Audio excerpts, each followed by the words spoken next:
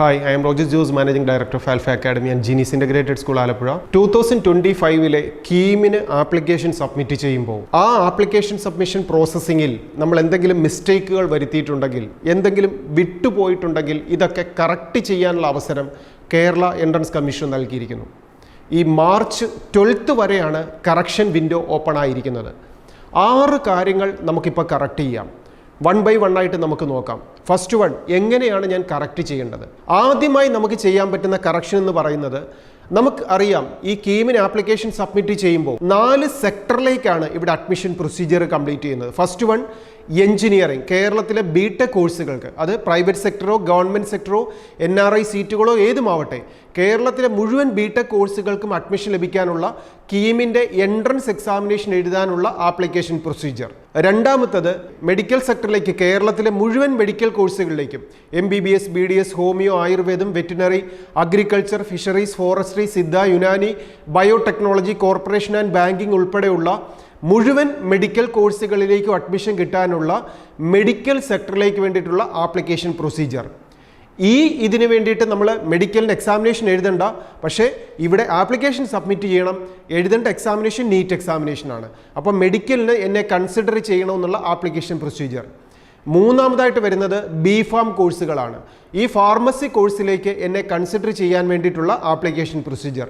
ഇവിടെ നാം എഴുതേണ്ടത് കീമിൻ്റെ എക്സാമിനേഷൻ്റെ തന്നെ ഫിസിക്സ് കെമിസ്ട്രിയുടെ എക്സാമിനേഷനാണ് നമ്മൾ എഴുതേണ്ടത്. ഇനി നാലാമത്തെ വരുന്നത് ആർക്കിടെക്റ്റ് കോഴ്സിലേക്കുള്ളത്. ഈ ആർക്കിടെക്റ്റ് കോഴ്സിനും നമ്മൾ കീമിലല്ല എക്സാമിനേഷൻ എഴുതേണ്ടത്. ഇവിടെ ആപ്ലിക്കേഷൻ പ്രൊസീജിയർ കംപ്ലീറ്റ് ചെയ്തതിന് ശേഷം നാറ്റ എക്സാമിനേഷനാണ് എഴുതേണ്ടത്. അപ്പോൾ ഈ 4 സെക്ടറിലേക്ക് നമ്മെ കൺസിഡർ ചെയ്യാനാണ് നാം കീമിന് ആപ്ലിക്കേഷൻ കൊടുക്കുന്നത്. ഇതിലേതെങ്കിലും ഒരെണ്ണമെങ്കിലും നാം വിട്ടുപോയിട്ടുണ്ടെങ്കിൽ, ഞാൻ എഞ്ചിനീയറിങ്ങിന് കൊടുത്തു, മെഡിക്കലിന് ഞാൻ കൊടുത്തിട്ടില്ല, അല്ലെങ്കിൽ ആർക്കിടെക്റ്റ് കോഴ്സിന് കൊടുത്തിട്ടില്ല, അല്ലെങ്കിൽ B.Pharm കോഴ്സിന് കൊടുത്തിട്ടില്ല, ഇങ്ങനെ എന്തെങ്കിലും കോഴ്സുകൾ എന്നെ കൺസിഡർ ചെയ്യണമെന്നുള്ളത് വിട്ടുപോയിട്ടുണ്ടെങ്കിൽ അത് ചേർക്കാനുള്ള അവസരം ഈ മാർച്ച് 12 വരെ നമുക്ക് നൽകിയിരിക്കുന്നു. മെഡിക്കൽ എക്സാമിനേഷന്, ഓൾ ഇന്ത്യ വൈസ് ഉള്ള നീറ്റ് എക്സാമിനേഷന് ആപ്ലിക്കേഷൻ സബ്മിറ്റ് ചെയ്തിട്ട് കീമിന് മെഡിക്കലിൽ നാം അപ്ലൈ ചെയ്തില്ലെങ്കിൽ കേരളത്തിൽ ഒരു മെഡിക്കൽ കോഴ്സിന് നമുക്ക് അഡ്മിഷൻ ലഭിക്കത്തില്ല. അങ്ങനെ ധാരാളം കുട്ടികൾ ആൽഫയിലേക്ക് വിളിച്ചിട്ടുണ്ടായിരുന്നു. സർ, ഞാൻ നീറ്റിന് അപ്ലൈ ചെയ്തു, കീമിന് വേണ്ടിയിട്ട് ആപ്ലിക്കേഷൻ സബ്മിറ്റ് ചെയ്ത സമയത്ത് എഞ്ചിനീയറിങ്ങിന് ഞാൻ കൊടുത്തിട്ടുണ്ട്, പക്ഷേ മെഡിക്കൽ ഓപ്റ്റ് ചെയ്യാൻ വിട്ടുപോയി. എല്ലാ പേരൻസും വിദ്യാർത്ഥികളും ശ്രദ്ധിക്കുക. ഇപ്പോൾ അവസരം നമ്മുടെ മുമ്പിലേക്ക് വന്നിരിക്കുന്നു.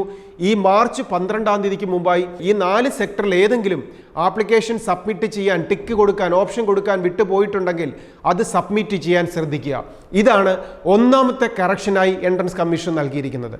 രണ്ടാമത്തെ കറക്ഷൻ വിൻഡോ എൻട്രൻസ് കമ്മീഷൻ അനുവദിച്ചിരിക്കുന്നത് BAMS-ഉം ഹോമിയോയും പഠിച്ച വിദ്യാർത്ഥികൾക്ക് MBBS കോഴ്സിന് അഡ്മിഷൻ ലഭിക്കാൻ 11 സീറ്റുകൾ റിസർവ് ചെയ്തിട്ടുണ്ടായിരുന്നു.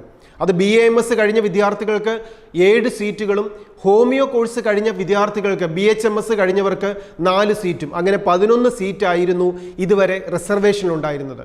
പക്ഷേ ഈ 2025 ഓൺവേർഡ്സ് ആയുഷിൻ്റെ അണ്ടറിൽ വരുന്ന 4 കോഴ്സുകൾ, BAMS, ഹോമിയോ, BSMS, BUMS, ഇങ്ങനെ ഈ 4 സെക്ടർ, ഹോമിയോ, ആയുർവേദം, സിദ്ധ, യുനാനി, ഈ 4 കോഴ്സുകൾ കൂടെയായി 11 സീറ്റിൻ്റെ റിസർവേഷൻ മാറ്റിയിരിക്കുന്നു. മുമ്പ് 2 കോഴ്സ് പഠിച്ചവർക്ക് മാത്രമായിരുന്നു റിസർവേഷൻ കിട്ടിയിരുന്നതെങ്കിൽ ഇപ്പോൾ സിദ്ധയും യുനാനിയും പഠിച്ചവർക്കും MBBS-ൻ്റെ സീറ്റിലേക്ക് ഇനി പഠിക്കാൻ, തുടർ പഠനം ആഗ്രഹിക്കുന്നുണ്ടെങ്കിൽ, MBBS ഡിഗ്രി എടുക്കാൻ ആഗ്രഹിക്കുന്നുണ്ടെങ്കിൽ ഈ 11 സീറ്റിൽ ഒന്നിലേക്ക് ഈ കോഴ്സ് കംപ്ലീറ്റ് ചെയ്തവർക്കും ഇനി റിസർവേഷനോടുകൂടി അഡ്മിഷൻ കിട്ടാനുള്ള സാധ്യത ഓപ്പൺ ആയിരിക്കുന്നു.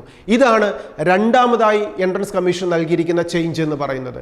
ഇനി മൂന്നാമത്തെ എന്ന് പറയുന്നത്, നമുക്ക് ഇന്ത്യക്ക് വെളിയിൽ ബഹ്റൈനിൽ എക്സാമിനേഷൻ എഴുതാൻ സെൻറ്റർ സെലക്ട് ചെയ്തിരിക്കുന്ന വിദ്യാർത്ഥികൾക്ക് അവിടെ എക്സാം സെൻറ്റർ കിട്ടാനുള്ള സാധ്യത ഇല്ലാത്തൊരു സാഹചര്യം ഉണ്ടായാൽ അവർക്ക് കേരളത്തിൽ എക്സാമിനേഷൻ എഴുതാനായി കേരളത്തിലെ എക്സാം സെൻറ്ററും കൂടെ സെലക്ട് ചെയ്യാനുള്ള അവസരം കേരള എൻട്രൻസ് കമ്മീഷൻ നൽകിയിരിക്കുന്നു. അപ്പോൾ ഏതെങ്കിലും വിദ്യാർത്ഥികളിൽ ബഹ്റൈനിലാണ് എക്സാമിനേഷൻ സെൻറ്റർ ചൂസ് ചെയ്തിരുന്നതെങ്കിൽ അവിടെ നമുക്കൊരു അവസരം ലഭിക്കുന്നില്ലെങ്കിൽ കേരളത്തിൽ ഞാൻ എവിടെ എക്സാമിനേഷൻ എഴുതണമെന്ന് സെൻറ്റർ സെലക്ട് ചെയ്യാനുള്ള, ആ സെൻറ്ററും കൂടി ഇവിടെ കൊടുക്കാനുള്ള അവസരമാണ് മൂന്നാമതായി എൻട്രൻസ് കമ്മീഷൻ നൽകിയിരിക്കുന്ന ചേഞ്ച് എന്ന് പറയുന്നത്. ഇനി നാലാമത്തെ ചേഞ്ച് എന്ന് പറയുന്നത് BSc നഴ്സിംഗ് കോഴ്സിന്, നമുക്കറിയാം BSc നഴ്സിംഗ് കോഴ്സിനകത്ത് BSc നഴ്സിംഗ് തന്നെ 3 സെക്ടറിലുണ്ട്. BSc S nursing degree course ഉണ്ട്, general nursing and midwifery course ഉണ്ട്, മൂന്നാമതായിട്ട് ജൂനിയർ പബ്ലിക് ഹെൽത്ത് നേഴ്സ് ഉണ്ട്. ഇങ്ങനെ 3 സെക്ടറിൽ നഴ്സിംഗ് കോഴ്സുകളുണ്ട്. നേരത്തെ ഈ ഓർഡറിൽ മാത്രമായിരുന്നു നീറ്റ് എക്സാമിനേഷന്റെ മാർക്കിനെ ബേസ് ചെയ്തിട്ട് അഡ്മിഷൻ കൊടുത്തിരുന്നത്. പക്ഷേ ഇനി മുതൽ അങ്ങനെയല്ല. നമ്മൾ ഇത് ഏത് കോഴ്സ് പഠിച്ചവരും ആവട്ടെ, അത് BSc നഴ്സിംഗോ ജനറൽ നഴ്സിംഗോ പബ്ലിക് ഹെൽത്ത് നഴ്സിംഗ് കോഴ്സോ ഏതുമായിക്കോട്ടെ, ഏത് പഠിച്ചവരാണെങ്കിലും നീറ്റ് എക്സാമിനേഷൻ്റെ സ്കോറിനെ ബേസ് ചെയ്തിട്ടായിരിക്കും റിസർവേഷൻ ലഭിക്കുക. അപ്പോൾ നഴ്സിംഗ് കോഴ്സ് പഠിച്ചവർക്ക് ലഭിക്കുന്ന റിസർവേഷൻ അവരുടെ നീറ്റ് എക്സാമിനേഷൻ്റെ സ്കോറിനെ ബേസ് ചെയ്തിട്ടായിരിക്കും റിസർവേഷൻ കൺസിഡർ ചെയ്തിരിക്കുക എന്നുള്ള ചേഞ്ചാണ് എൻട്രൻസ് കമ്മീഷൻ ഈ പ്രാവശ്യം പുതിയതായിട്ട് അമെൻഡ് ചെയ്തിരിക്കുന്നത്. ഇനി അടുത്തതായിട്ട് നാം ശ്രദ്ധിക്കേണ്ട ഒരു കാര്യം, നമ്മളിവിടെ 4 കോഴ്സസ് പറഞ്ഞു. ഈ 4 കോഴ്സസ് സെലക്ട് ചെയ്യുമ്പോൾ ഒരു വിദ്യാർത്ഥിക്ക് അഡീഷണൽ ഫീസ് അടയ്ക്കുവാൻ ഏതെങ്കിലും കാൻഡിഡേറ്റ്സ് വിട്ടുപോയിട്ടുണ്ടെങ്കിൽ, ആ കോഴ്സിനെ ബേസ് ചെയ്ത് ഫീസ് അടയ്ക്കാൻ വിട്ടുപോയിട്ടുണ്ടെങ്കിൽ ആ ഫീസ് അടയ്ക്കാനുള്ള അവസരവും എൻട്രൻസ് കമ്മീഷൻ ഇപ്പം നൽകിയിരിക്കുന്നു. അപ്പം നമ്മൾ നേരത്തെ ആപ്ലിക്കേഷൻ സബ്മിറ്റ് ചെയ്ത സമയത്ത് BTech മാത്രമായിരുന്നു ഓപ്ഷൻ ചെയ്തത്. ഇപ്പം മെഡിക്കൽ അന്ന് വിട്ടുപോയിട്ടുണ്ടായിരുന്നു, അപ്പോൾ ഇപ്പോൾ മെഡിക്കൽ ആഡ് ചെയ്തു. ഇല്ലെങ്കിൽ നേരത്തെ മെഡിക്കൽ ആഡ് ചെയ്തിട്ടുണ്ടായിരുന്നു, അതിൻ്റെ ഫീസ് അടച്ചിട്ടില്ല. അപ്പോൾ അങ്ങനെ എന്തെങ്കിലും ആ കോഴ്സ് ആഡ് ചെയ്തതിനെ ബേസ് ചെയ്തിട്ട് നമ്മൾ ഫീസ് അടയ്ക്കാൻ വിട്ടുപോയിട്ടുണ്ടെങ്കിൽ ആ ഫീസ് അടയ്ക്കാനുള്ള അവസരവും ഇപ്പോൾ എൻട്രൻസ് കമ്മീഷൻ നൽകിയിരിക്കുന്നു. ഇനി അടുത്തതായിട്ടുള്ള ചേഞ്ച് എന്ന് പറയുന്നത് NRI കാൻഡിഡേറ്റ്സിന് കുറച്ചുകൂടെ ഈസിയായി അവരുടെ ഡോക്യുമെൻസുകൾ അപ്ലോഡ് ചെയ്യാൻ, അതിനകത്ത് ഏറ്റവും പ്രാധാന്യത്തോടെ എൻട്രൻസ് കമ്മീഷൻ നൽകിയിരിക്കുന്നത് വിസയുടെ വാലിഡിറ്റിയാണ്. ആ വിസയുടെ വാലിഡിറ്റിക്ക് പലർക്കും അവരുടെ വാലിഡിറ്റിയെക്കുറിച്ചുള്ള കൺഫ്യൂഷൻസ് ഉണ്ടായിരുന്നു.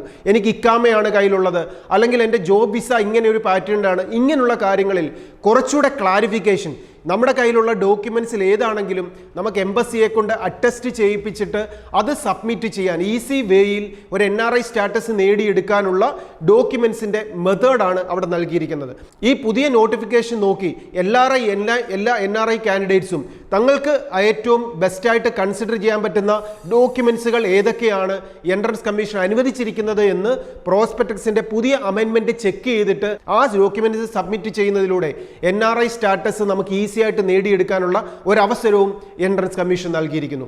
ഇങ്ങനെ 6 ചേഞ്ചസിനുള്ള 6 ഈസി വേയിലൂടെ നമ്മെ കൺസിഡർ ചെയ്യാനുള്ള, എൻട്രൻസ് എക്സാമിനേഷനിലൂടെ നമുക്കൊരു അഡ്മിഷൻ ലഭിക്കാനുള്ള കൺസിഡറേഷനാണ് കേരള എൻട്രൻസ് കമ്മീഷണർ ഈ മാർച്ച് 12-ാം തീയതിക്ക് മുമ്പായി ആപ്ലിക്കേഷൻ പ്രൊസീജിയറിൽ നമ്മൾ നേരത്തെ തന്നെ രജിസ്റ്റർ ചെയ്ത ആപ്ലിക്കേഷൻ നമ്പറും പാസ്വേഡും യൂസ് ചെയ്ത് നമ്മുടെ പ്രൊഫൈൽ പേജിൽ എൻ്റർ ആയതിനു ശേഷം ഈ വന്നിരിക്കുന്ന ചേഞ്ചസ് എന്തൊക്കെയെന്ന് മനസ്സിലാക്കിക്കൊണ്ട് ആ ചേഞ്ചസ് ആഡ് ഓൺ ചെയ്യാനും ഫീസ് അടയ്ക്കാനും ഡോക്യുമെൻസുകൾ സബ്മിറ്റ് ചെയ്യാനുമുള്ള അവസരം എൻട്രൻസ് കമ്മീഷൻ നൽകിയിരിക്കുന്നു. ഇത് കൃത്യമായി പ്രയോജനപ്പെടുത്തുക. ആൽഫ അക്കാഡമിയുടെ യൂട്യൂബ് ചാനൽ സബ്സ്ക്രൈബ് ചെയ്യുക. എൻട്രൻസ് മേഖലയിലെ പുതിയ അപ്ഡേറ്റ്സുകൾ കൃത്യമായി നിങ്ങളിലേക്ക് എത്തിക്കൊണ്ടേയിരിക്കും. എന്ത് സംശയങ്ങൾക്കും നിങ്ങൾ ആൽഫയുടെ ക്യാമ്പസിൽ വിളിക്കാം. നിങ്ങളെ ഹെൽപ്പ് ചെയ്യാൻ ആൽഫ അക്കാഡമി കൂടെയുണ്ട്. All the best.